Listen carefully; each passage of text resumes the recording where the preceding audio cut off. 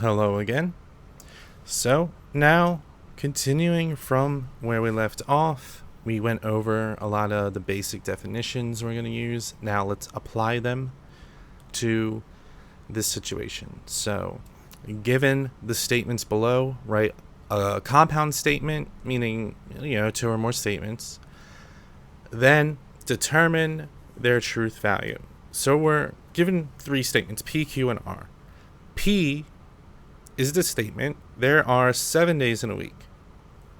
Q is the statement, March has 30 days. And R is the statement, Halloween is on October 31st. So each of these statements has a truth value, and we want to know what those truth values are before we kind of approach these compound ones. So let's look at statement P. There are 7 days in a week. Well, yeah, that is true. That's absolutely true. So I'm just going to put a little capital T next to it. Let me know it's true.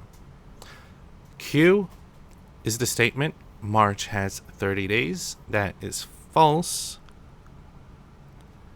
So I'm going to put a capital F next to it just so I can remember. And the last one, R, Halloween is on October 31st. That is true. And you'll see why I marked it like this in a little bit. It's just important to know the truth value of each component statement we'll be using. So this right here, we have the symbol P with the up arrow and then the Q. That means we want to write the statement P, the up arrow, if you can remember from the last video, is a conjunction. That means we'll be using the word and then the statement Q. So, simply put, you write out statement P, which is there are 7 days in a week. Then that up arrow lets us know conjunction, which is an and statement.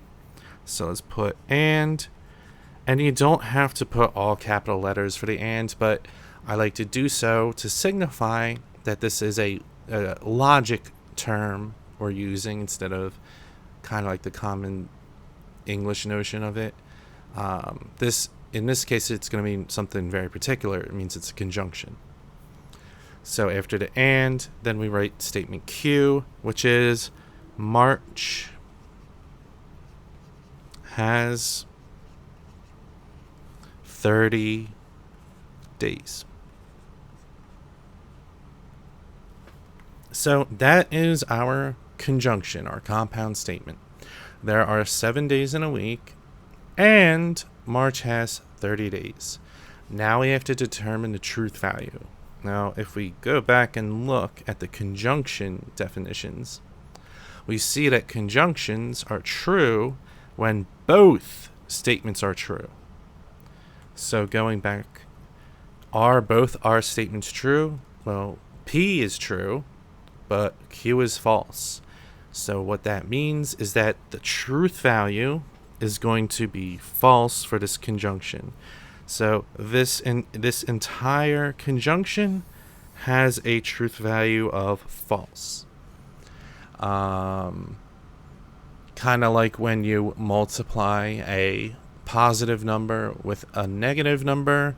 If you if you have in a conjunction a true and a false, it's going to be false because they both have to be true for the entire thing to be true. So let's look at another example. And again, we're going to have the same statement. So this one was true, this one was false, and this one was true. So then we have Q, up arrow, R. Okay, so again, this is going to be a conjunction since it has that little up arrow. We start by writing statement Q, March has 30 days. The up arrow is a conjunction, so we're going to join these statements with the word and. So, and And then we're going to write statement R. Halloween